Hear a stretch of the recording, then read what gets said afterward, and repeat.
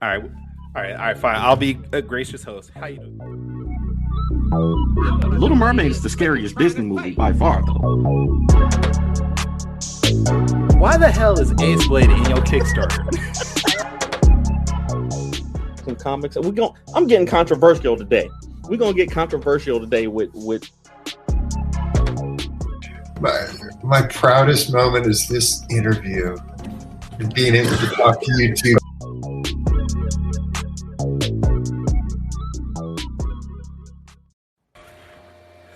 Well, ladies and gentlemen, boys and girls, children of all ages, Taurus Comics, in collaboration with Fourth Wall Production, proudly brings to you the 51st episode of the Four Tales podcast.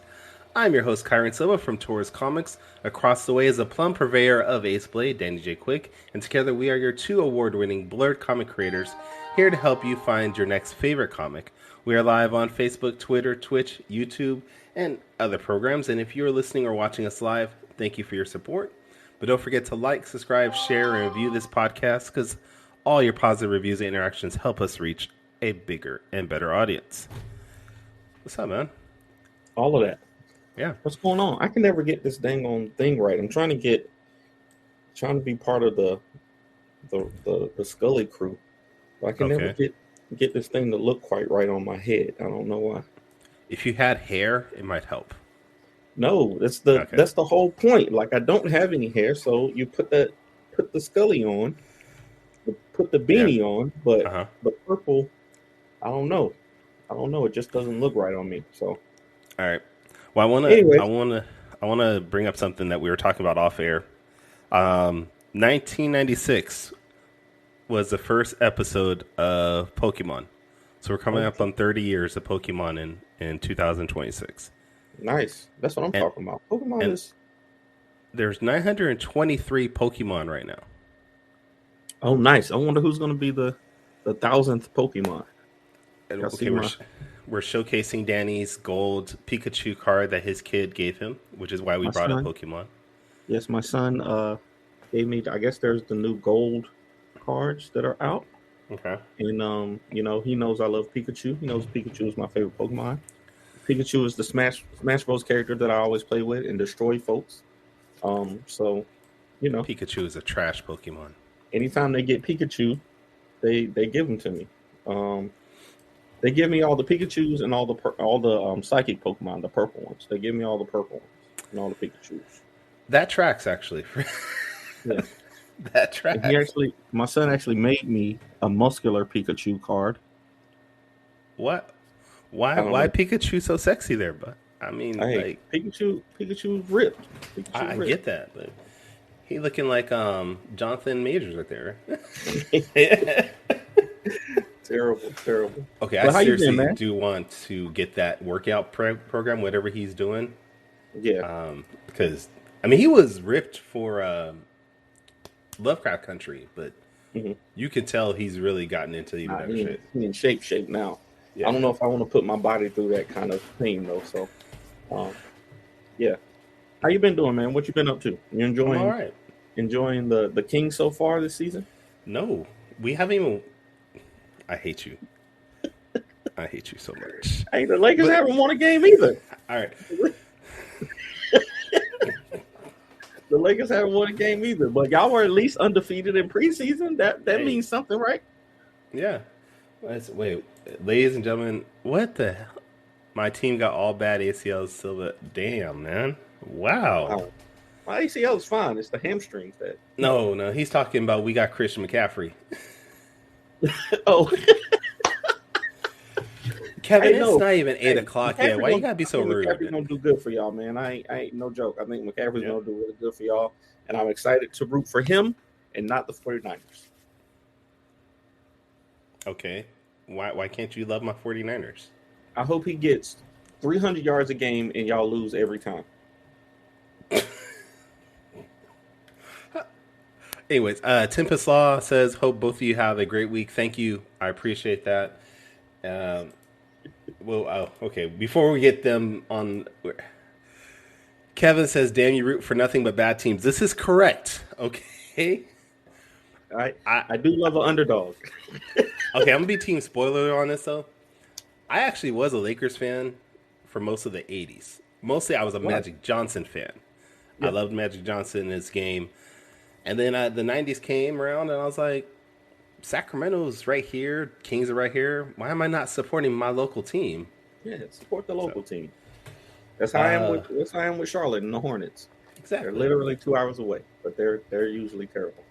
Love Jocks. Bro, I want to donate. I don't know what you want to donate, but if you want to, you can go to our website, fourtailspodcast.com. If you want to give us some money, there is an option there to buy coffee and help support us. Absolutely. But we have two wonderful guests on today, right? We got the tag team duo.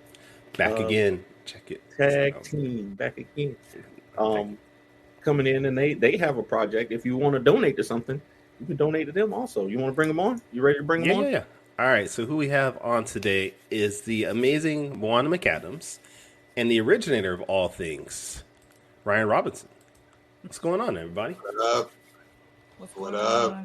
The originator. What's going early. on? You keep saying it's early. It's only 10 o'clock. It's early.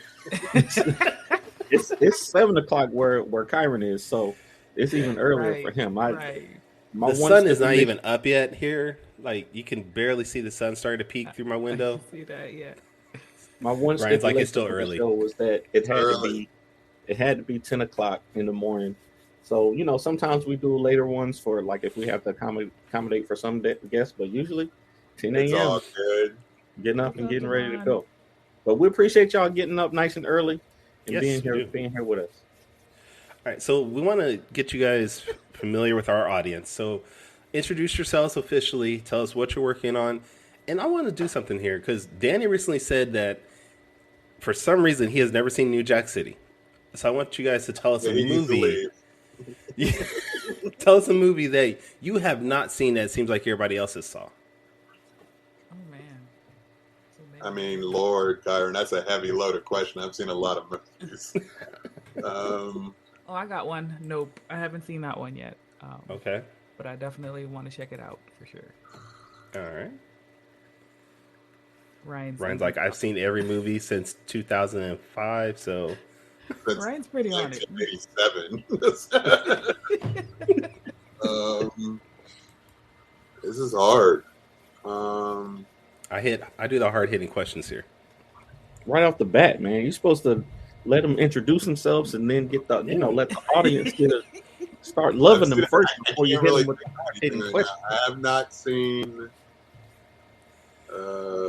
Javon says you've never seen Catwoman, which that's a good thing if you've never seen Catwoman. That movie was horrible. What, with Halle Berry? Yeah. I've seen like snippets of that. I refuse to watch that movie. Good. I refuse. Terrible. You know what? You could come back to that. Yeah, we're going to come back to that because I've seen a lot of stuff. Like, stumped him right off the break. Off the rip. Off the rip. Yeah, I've never seen Ryan that stumped on anything. I've seen a lot of movies. Okay, well, thanks for being on our show, you guys. Tell us about why you're here, what you're working on right now. Well, I'm here to be with my friends is what I'm here to do. I find it interesting that we have like all of these folks in our community that like some of y'all, like I met Danny, but Kyrun we haven't met yet. But I feel like, I know y'all. But we are here to promote our new Kickstarter. I am a children's book author is one of my hats that I wear. So that's the hat that I'm wearing today. One of the many hats. Yes. It's called The Adventures of Ikuā and Nohea, and we're currently on Kickstarter with our third book, The Journey to Ikuā. And so this book brings Pacific Islander culture to Kickstarter. It's about two kids who are kind of growing up in this island world, having just, innocent kid lives until one day they get swept away into a much bigger adventure. They discover some mystical creatures and their own role that they will soon discover in this world that their family has been chosen to protect their people against an ancient enemy that they don't know anything about yet, but they're about to learn. They've heard it in their stories from their families, but in their minds, it was more like a make-believe story that you tell to kids. But they're soon finding out that it's real, and they have a huge role to play in what's going to happen next. Nice. And I appreciate you saying the name of the title, because there was no way I would be able to pronounce that properly. Yes. And I totally get it. Yeah, because when people see my book, Saw the Lightning Wielder, they're all like, Exob? How do you say that? So I totally get it. Yes. I mean, that's one of the big things for me. Like, the children's book is the product, but I'm also trying to educate people and expose them to the Hawaiian language. A lot of people don't even know that there is one, and that there is a native, an ethnic native people that are Hawaiian, and not just you being from a state called Hawaii making you Hawaiian. And so there's a deeper message in everything that I do. It's just that's how I roll. And I'm like I don't know, the teacher that you never had and didn't think you needed. But I try to do it in a fun way, and not just for kids, but for everybody. So in the book, it's also a bilingual book that is in English and Hawaiian. And all throughout the campaign and in all the products that I create, I try to create ways for folks to kind of get exposed to the language, practice it, hear it, and hopefully people will, dive in and want to learn more. Now, was that something as a creator that you wanted to do with like most of your books? Like right off the bat, you said, I wanted to introduce culture that people weren't aware of with all your books, or is that just... Yeah, I mean, and I would say it's not just my books, it's like anything that I create, right? Like I also have my own clothing line, which has been a little bit on the back burner now just because I really want to get into this children's book series. But at the center of all of that is my culture and helping people to understand it. Because being from Hawaii, like no matter who comes, wherever you come from, whoever you are, one of the common themes that people say is that it's such a special place, and it's really the people that make it so welcoming. And so that's what I try to infuse into my book and my series, and help more people, experience and access it. When I was talking to Jeremy on the Story Monster, I was mentioning that like most people who can't afford to go to Hawaii, right? So you'll never get to experience it.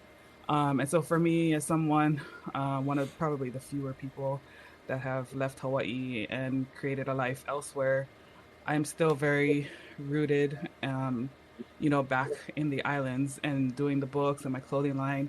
All of those things are ways for me to stay connected. And so this is, in my view, just another way for me to help people go to Hawaii without actually having to pay the $1,000 plus ticket to be out there and share, the wonderful things that I love about our culture. Yeah. I love that. And something you said earlier about educating. So one thing I love about social media and all these different platforms, whether it's YouTube or now TikTok or Facebook or Instagram, whatever it is that you can see things that you can learn about things that you may not have even known you were interested in before. Right. TikTok is like ground zero for learning interesting things that you never even thought of.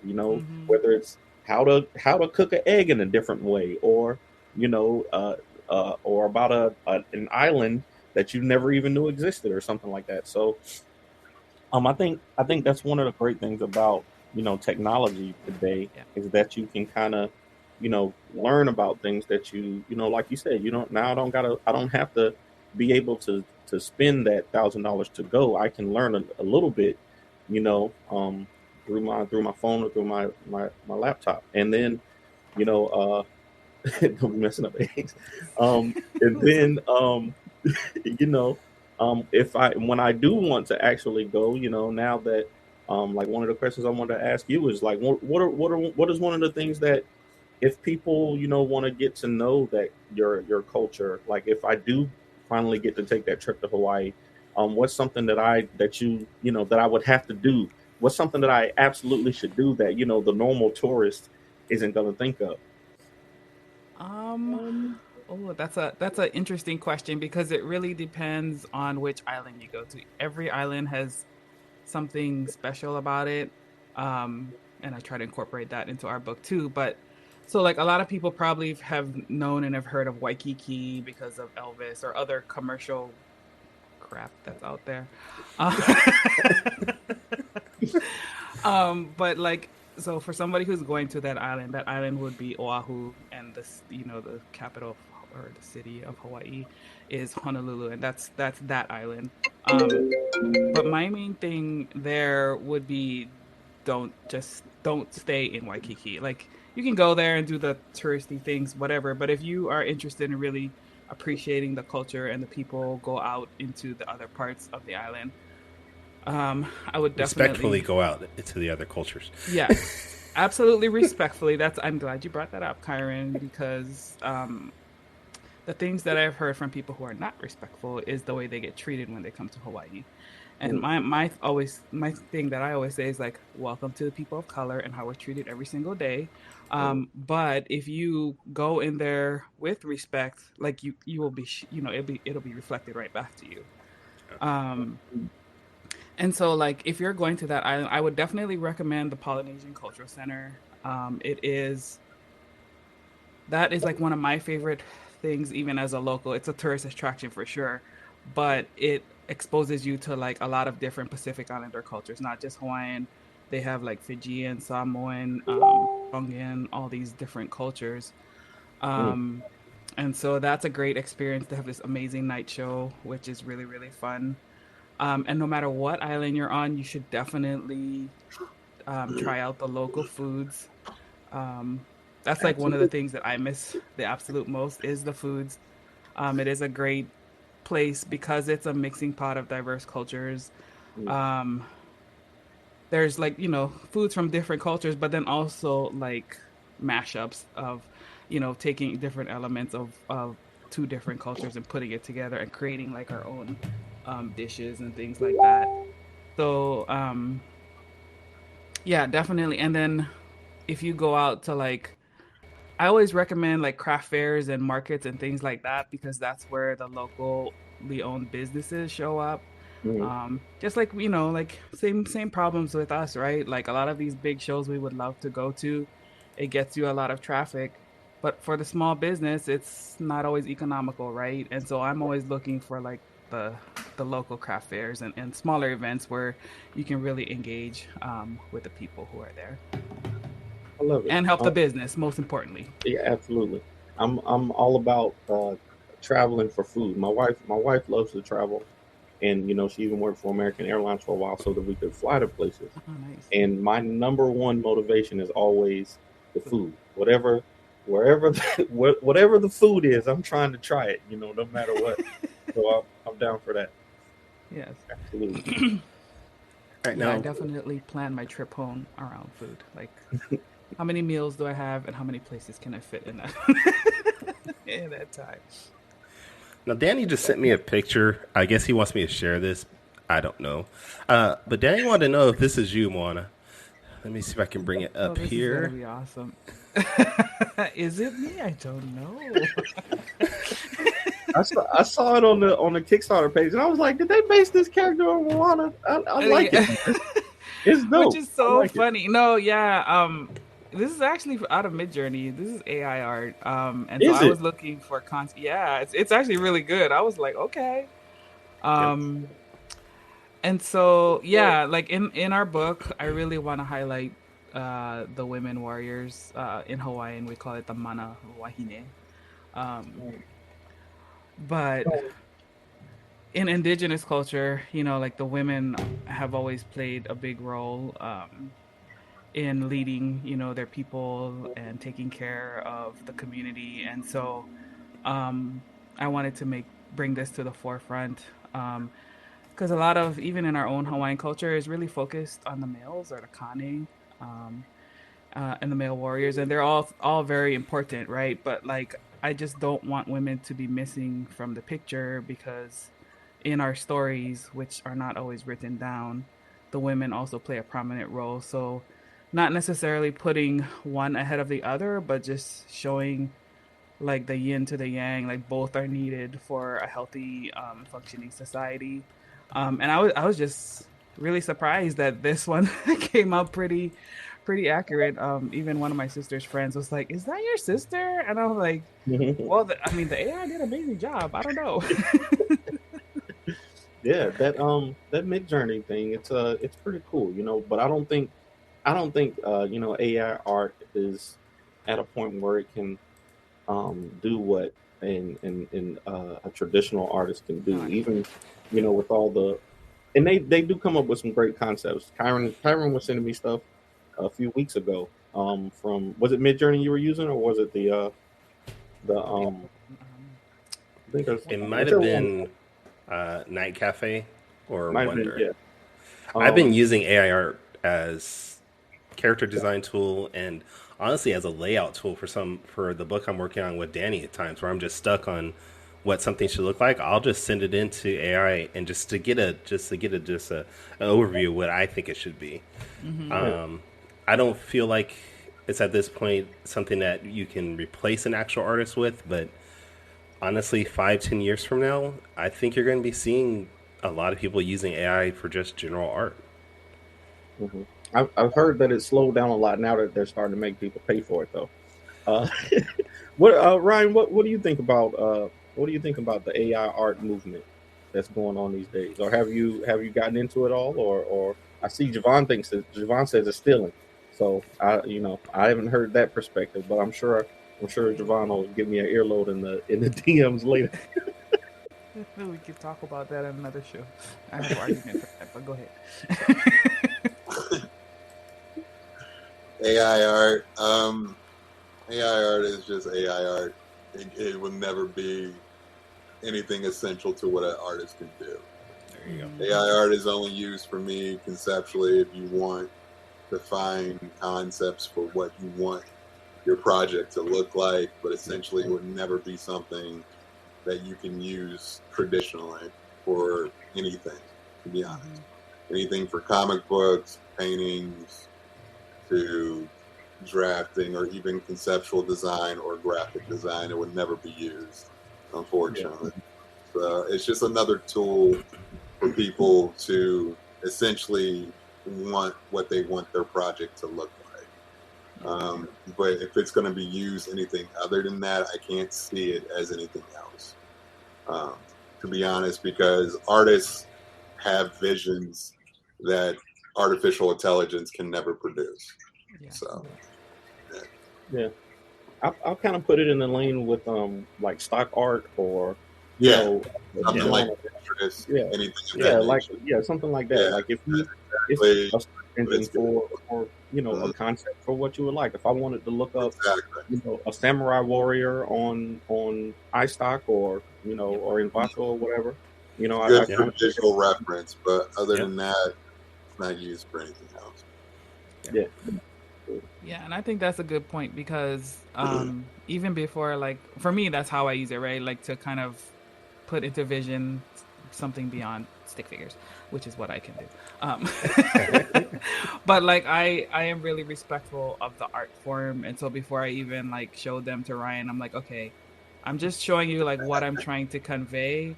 Please don't think that like I'm gonna take this AI art and put in the book. That's not my intent. It's just more of like helping him understand the feeling, because I know, I mean, artists, like anybody that's passionate about their craft, like, you don't want to offend them, right? Like, so that was a big thing with me. I was like, you do not want to offend your artists. I definitely did never want to offend my artists. So, talking about artists and writers, how did the two of you guys end up collaborating initially? Like, how did you guys meet and get together as a team like that? That's all through Mike. I met Moana through Michael Watson. It always leads back to Michael Watson. Everything leads back to Michael. This is 7 degrees of Michael Watson's what it is. But we were on the show together, and we just kind of like hit it off. And then like Moana was talking about a book, and I was talking about, well, I was going to do a children's book back in the day with another person, but it fell through. It was about like I was doing all these designs and stuff, and it just didn't work out. It kind of like just ghosted. And then I was like, well, there, I'm done with that. But then she already had a published book out called The Adventures of Nicole and Nohea, Fishing Day with Papa Rat. And I was just like, that's awesome. And then she was talking about doing another book. And I'm like, that's cool. And then I just started messing around. And then I sent her something one day, like just randomly. And next thing I know, I'm just sending more stuff and sending more stuff and sending more stuff. And then she's sending me back ideas and notes and scripts. And so I'm like, are we making a book right now? We're making a book. And that's essentially how it started. And we just start dropping stuff online, like little nuggets here and there. And then it just happened. So it just literally happened. Yeah. That's so much better than the way I usually, approach artists is with begging and pleading for them to work with me. So you never begged for me to work with you. I did for years. I did. You just didn't notice it because I was sly about it. You gotta be sly about it. My wife has always told me I'm not good with subtlety, so I guess so.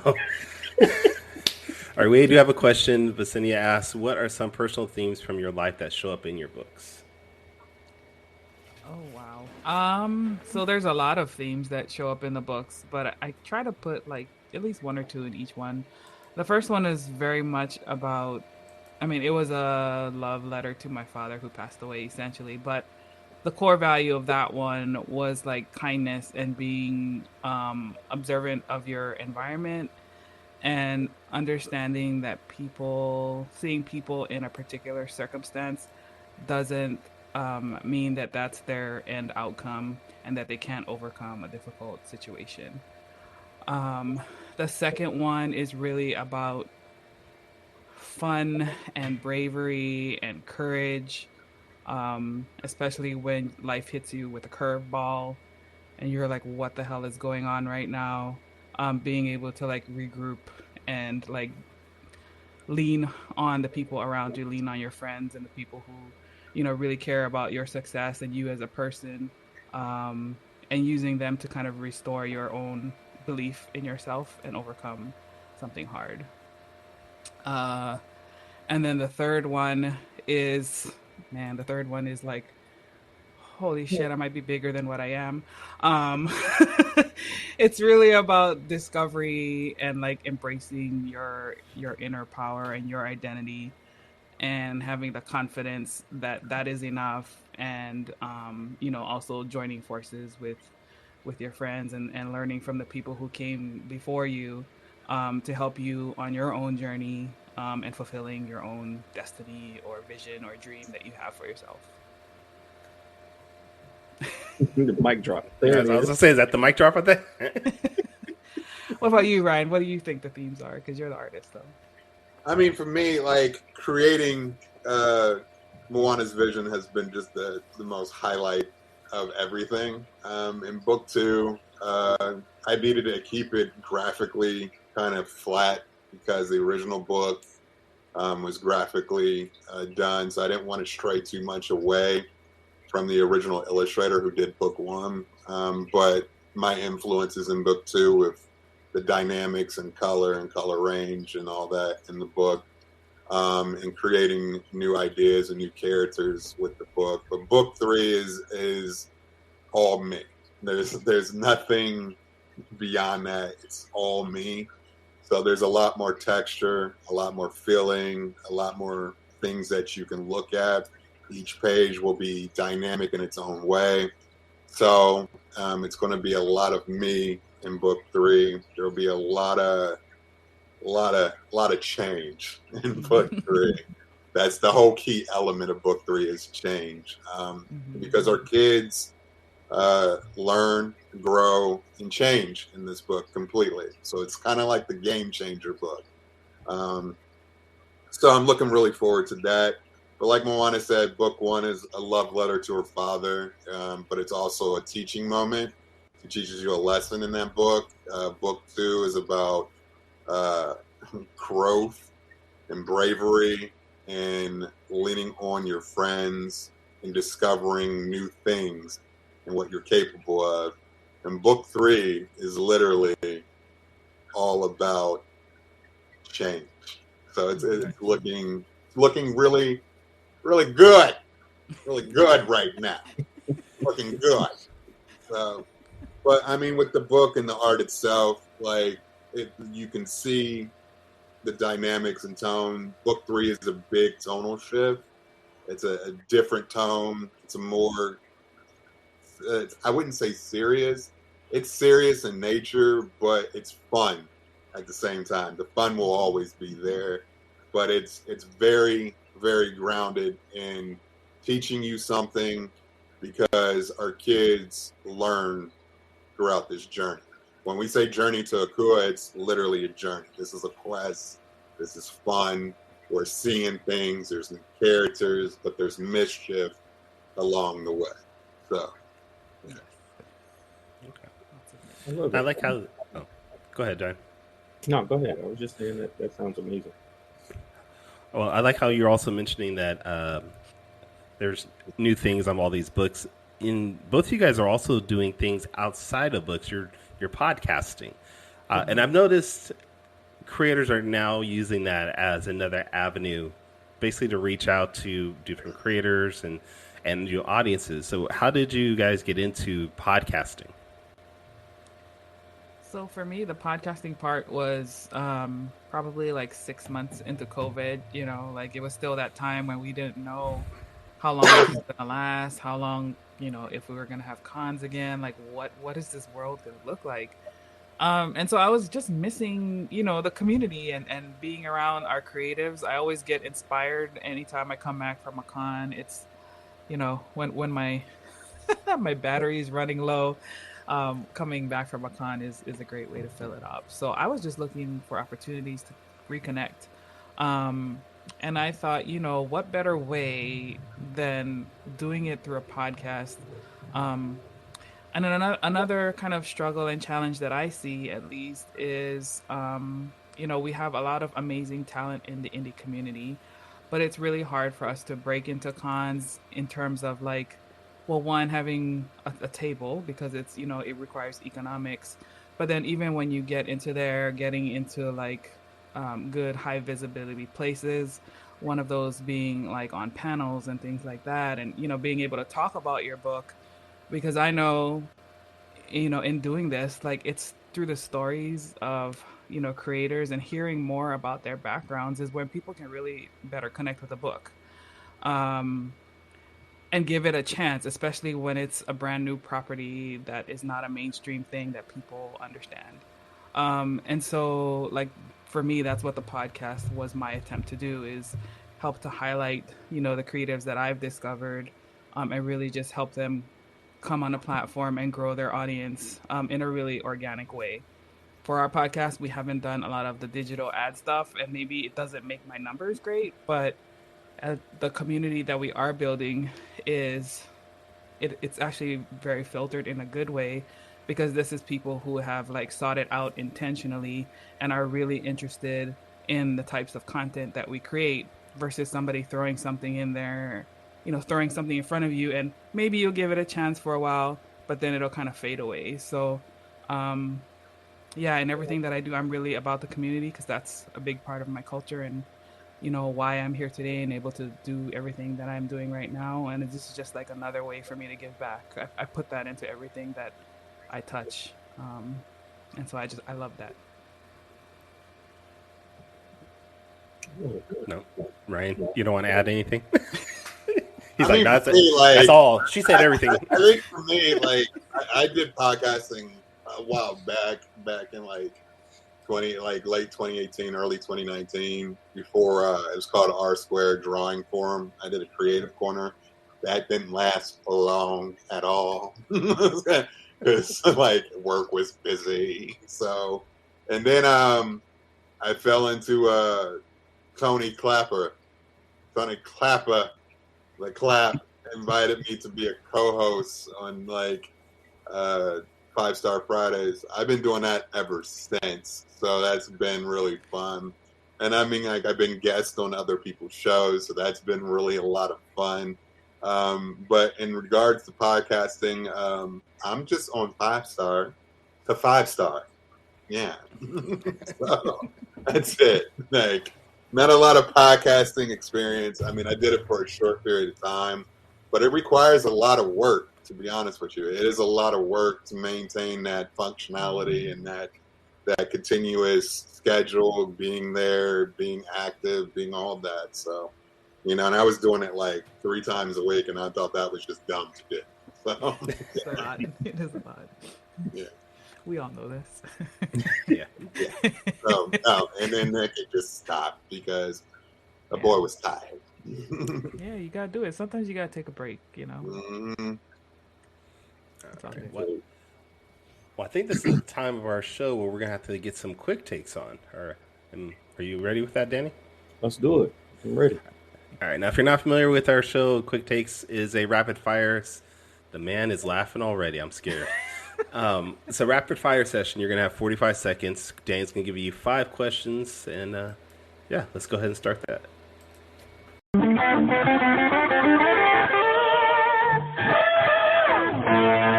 Quick takes. The leg all kicked up. I love the picture. The leg all kicked up like a princess. All right, so quick takes. And we're going to do some of these questions I have specifically for one or the other, and then some of them I'll be for both of y'all. So we're gonna jump in right with the first one. This one is for both of y'all. We talked a little bit earlier about why culture is important in comics. I want to know if you could learn about one culture in comic book form, which culture would you want to learn about and why? Amazon's powerful women. African culture. Powerful in general. Yes. Though it's been done in Marvel, but I don't think it's been done extensively. I want a little bit more historical representation. Yes. Okay. Can I add on to that? People, if you want to do something about Africa, can we get out of Egypt? Yeah. Because it seems like anytime everybody says, let's make something about powerful people in Africa, it's Egypt. Yeah. But anything outside of Egypt is the bad guys. Mm-hmm. So can we go outside? Can we go outside of Egypt, please? You got a point there. You got a point. We got a point. Okay. All right. Question number two. I've been following Moana for a while, and recently with Ryan, I noticed that Moana sometimes had some stars from different industries that would kind of impact her viewership, and then but also she works with other creators who are building right alongside of her. So my question is about building horizontally. What do you think is more impactful, building horizontally or building vertically, meaning reaching out to celebrities and get them to endorse your stuff, or kind of building a solid foundation with the people who are kind of on your same level? I think the foundation is foundational. It's very, very important, because no matter how big you get, if you don't have a solid foundation, it can all come crumbling down. I believe in creating a great product, a strong product, something that you are really passionate about, because the people that you ultimately want to reach, if you're doing great quality work, they'll eventually find you. And so I try not to get into the headspace of I think a lot of that is trying to do the popularity contest, or what can get attraction that way. That's never been the way I've approached things. I was never the popular person, even as a kid, and I didn't really care. I was always, doing the things that I wanted to do, and the people who would come around me is the folks that I want to be in my tribe anyway. Absolutely. I love that. I grew up, into Pokemon, like we were talking about, and I was one of the only ones in the school who was, so I always kind of felt like an outcast. So it always feels great finding people who enjoy the same things that you do, and like you said, I think they stick around for the long haul. This next question is for both of you. I've seen again Moana at comic book conventions. I want to say the first time I saw her at a show was Baltimore Comic-Con, and she had the motorcycles out there, was the big posters and banners, people out there. She had the bike helmets and everything. So, I thought that was an amazing hook. Like I was like, I gotta go over here. Even if I didn't know y'all. I think you and your husband were there, right? Mm-hmm. Even if I didn't know y'all, would have to come and see y'all. And then for Ryan, he's got the amazing art. He's got a fresh style that is unmistakable when you see it. It's Ryan's art. So what would you say about having an amazing hook? Like how is that helpful to you to quickly grab people's attention and bring them in? You want to go first, Ryan? I think for me, development time, knowing your sources, what you like to do, and your key demographic. It's all about being who you're targeting and what your demographic is and what you like to do. For me, my art for digital art took a while to discover. I've been doing digital art since like 2016, and it was rough. I mean, you really have to find aesthetically what you want to please and then build your foundation around it. And then I really, like, down the road, continuously doing it every day, I found my niche, found where I wanted to be, where I wanted to go with that, and, build my way up and still continue to build every day in regards to that. So I think for me, it's just about targeting what you want to do, where you want to be, and how you separate yourself from everybody else, because there's a lot of people who do the same stuff, but not a lot of people who are outside the box doing their own thing. There's only a few people that I can think of right now off the top of my head that are doing their own thing. So that's the key in my everything for me in that perspective. Yeah, I would definitely reiterate what Ryan just said about being able to separate yourself. I mean, that's really what identity is, right? And what is it, and how can you communicate that to the people that you're trying to reach? I will say from like the marketing hook perspective, that's definitely my husband's strength. Like our whole Baltimore setup, that is like we go all out for that one because that's our home con, and we really want to connect with the community here. He pulls a lot of his inspiration from what works for wrestling, right? Like we know, like you don't have to be a great wrestler, but if you got a good gimmick, like the people will love you and you'll be like, they'll be seeking you out, right? And so like that's like how he wants people to experience our, especially our booth at Baltimore is like you're coming through, the walkway and like, here's my entrance, here I am. And hopefully I think that conveys. And then the motorcycle part is a huge part of our comic book series. It revolves around a biker family, which comes from the true story of our lives. And so it's the balance of that showmanship, but also authenticity as well. And it absolutely works. I'll just tell you that. Okay, so question number 4. I've recently talked to, I talk all the time about how, I'm kind of awkward on social media when it comes to, different, like Twitter, I'm terrible at. Instagram, I never know what to post on Instagram.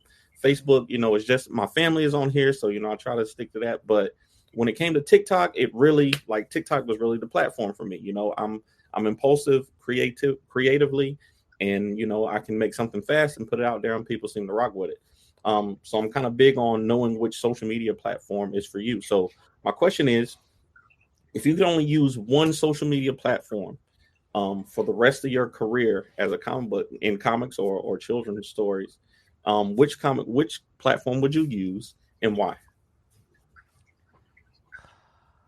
Well, if Facebook's algorithm wasn't annoying as hell, it would probably be that one. But I mean, does YouTube count? Because I think just like, or just a podcast. Like the podcast for me is the one that works because I'm very much about stories. Like I suck at like cold pitching and like I'm getting better, right? Like, but at conventions, oh man, it's still hard for me. But no matter what I do, people seem to resonate with me most when they see me like doing, interviews like this or, hosting panels and things like that. So that's what I would say. Absolutely. What about you, Ryan? I'm old, Danny.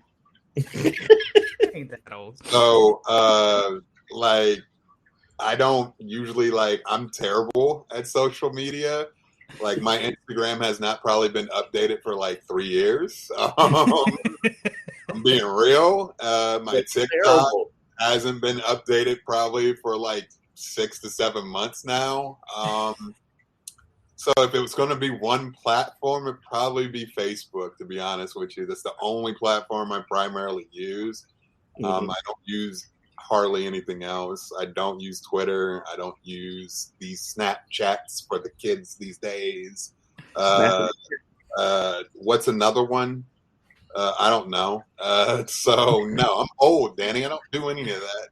Facebook it is. But TikTok, I mean, TikTok is great, essentially, to sell yourself. I think it's the best way to sell yourself in regards to getting your name out there, because everybody can literally see it. So if it would be other platform I would choose, it would probably be TikTok. I just don't have the patience for TikTok. But TikTok is so bad. To do you literally just make the video and post it. Like me making a video would be 5 minutes for you, Danny. 2 hours for me, buddy. You gotta go with your strengths. Gotta go where the simplicity for someone like me. Absolutely. Okay, so last question. I usually take this last question as a tip for our other show, Top 5 Live. And I'm gonna get you both to do me a top 5 of your top 5 indie collaborations. So somebody that you haven't worked with in the indie community that you want to work with. Give me both your top 5s, and they don't have to be in any particular order. Just 5 people that you haven't worked with that you would love to work with. Not me and Kyrun because it's our show, but anybody else. Well, wait. Why can't they pick me?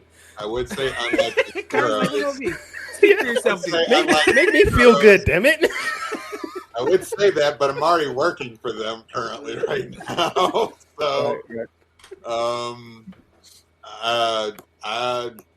haven't worked for Taurus Comics, so I haven't done anything for Kyrun. I haven't done anything for Ace Blade. You got Lumberjacks though. You did Lumberjacks though, so yeah, I did Lumberjacks. I would say Charlie McFly's joint, Spider Squirrel. Oh my god, yeah.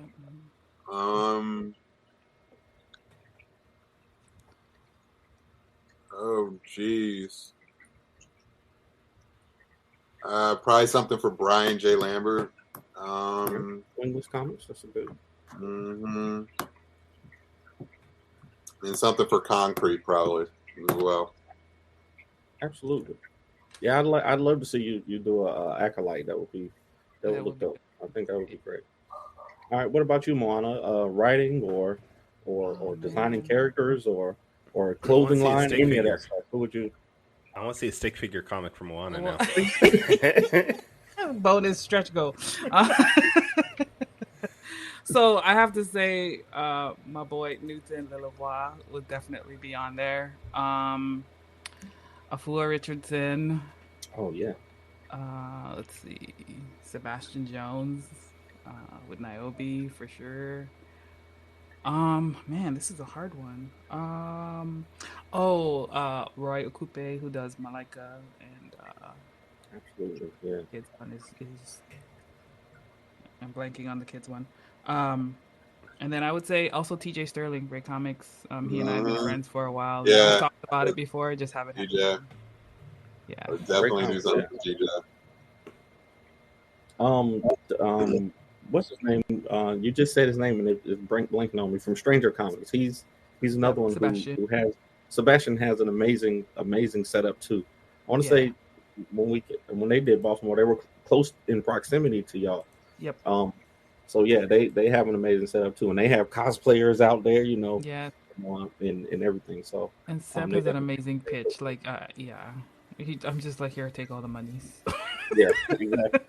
I try to stay away. Like, there's certain people that I have to stay away from. Same. Like, especially if it's a 3-day weekend, like I'll go multiple times with 5 people. Yeah. So thank you. That was Quick Takes.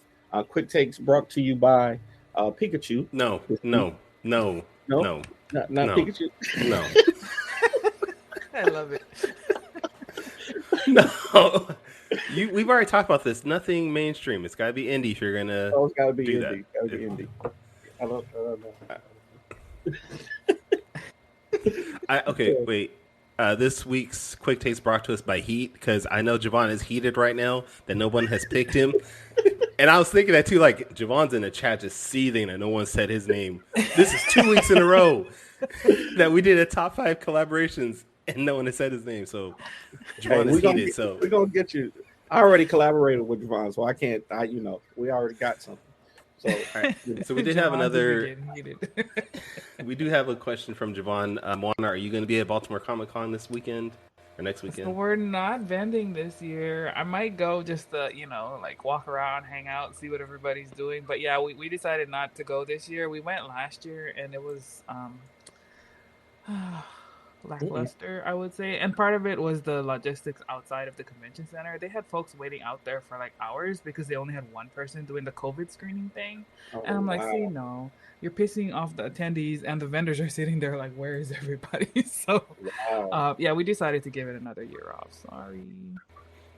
All right. Yep, if we do go, I'll stop by Javon for sure. I'm assuming this is for Ryan, because she put this when Ryan was talking. Post your TikTok videos on Instagram and as Reels. So you didn't update your Instagram, so there you go. Yeah, Ryan's like, all right.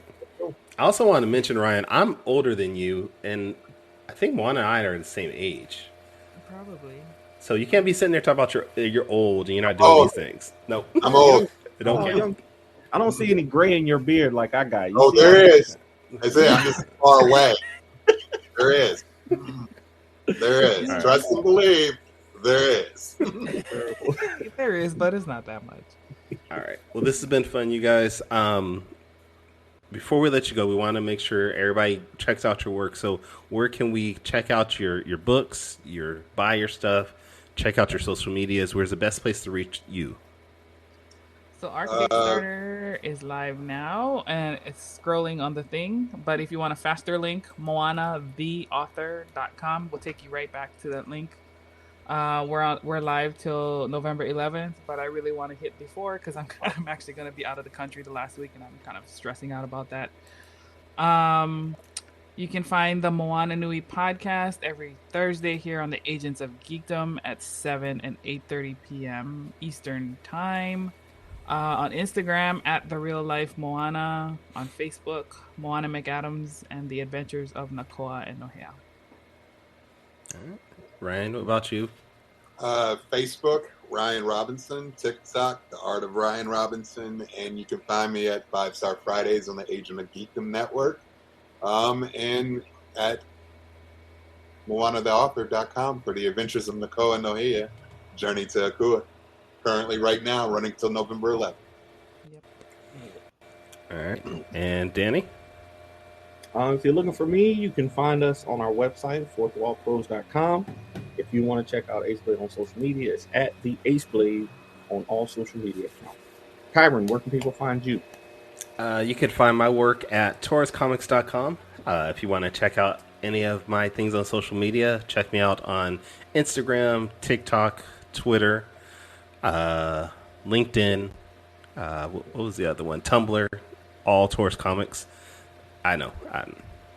But if this is your first time checking out the Four Tales podcast and you want to maybe go back and listen to some other episodes, you can do that by going to fourtalespodcast.com. That is the number 4, TALES podcast.com.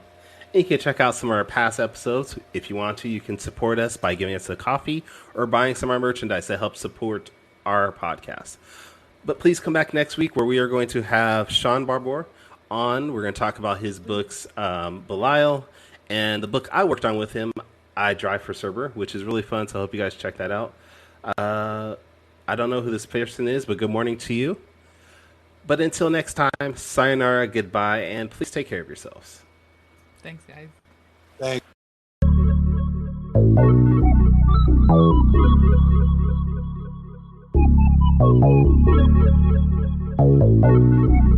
I want to know what it is Quick is trying to say.